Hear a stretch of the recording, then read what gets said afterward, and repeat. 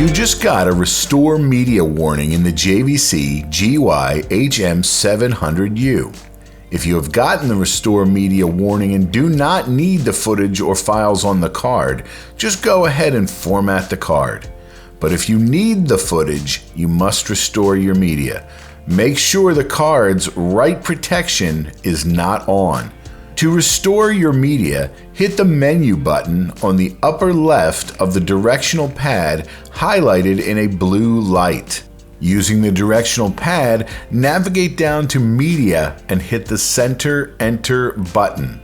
Using the Media menu, highlight Restore Media and hit Enter. Select the card that needs the media restored and press the Set Enter button. The restoring dialog should appear on screen. When the media is done being restored, the word Complete should appear on the screen. When complete, you can use the card in the camera as you normally would. If the camera gives the message that your card cannot be restored, take the card to a computer and transfer the footage to your hard drive.